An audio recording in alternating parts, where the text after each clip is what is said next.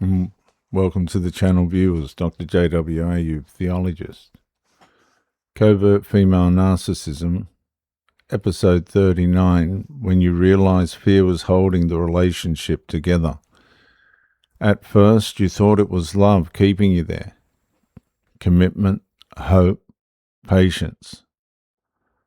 The belief that you held on long enough, the relationship would finally become emotionally safe.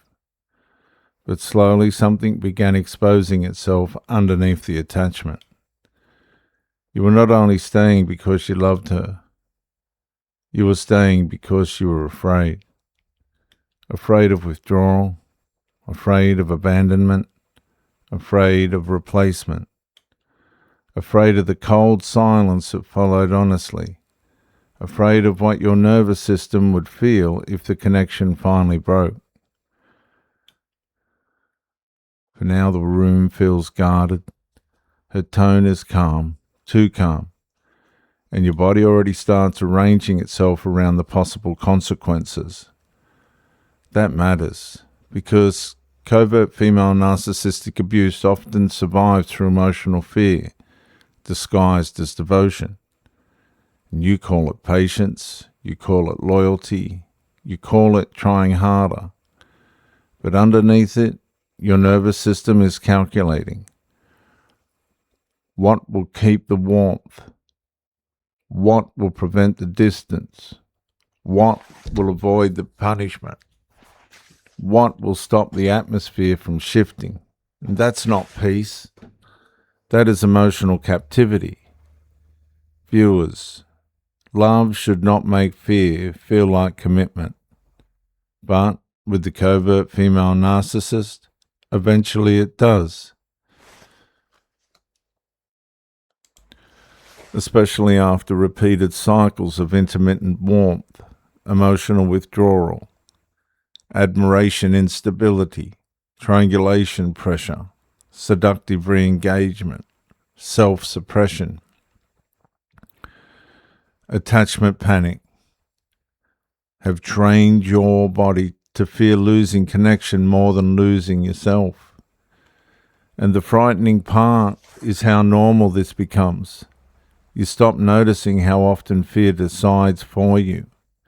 You avoid certain topics, you swallow certain reactions, you delay certain boundaries, you choose silence before the room even asks for it.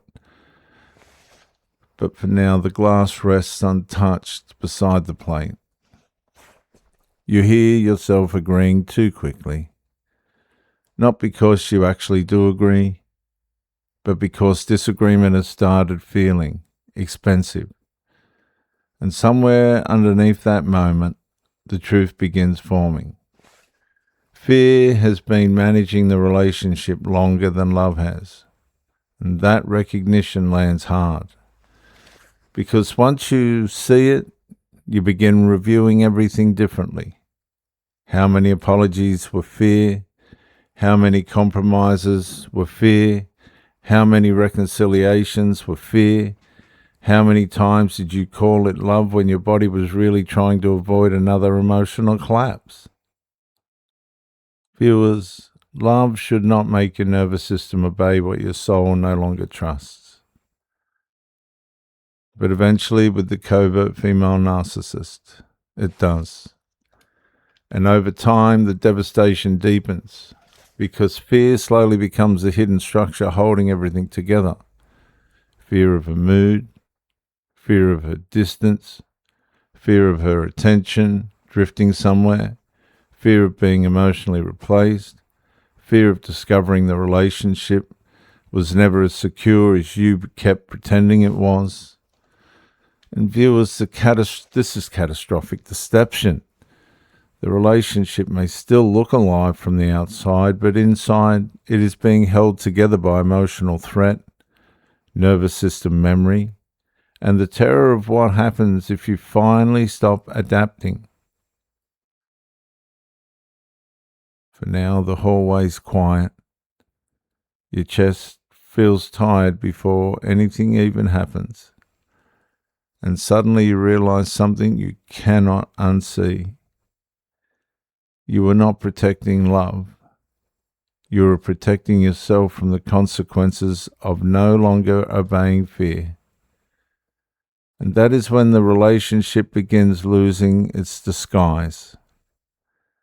Because when fear has to hold love together, it was never love holding it together at all.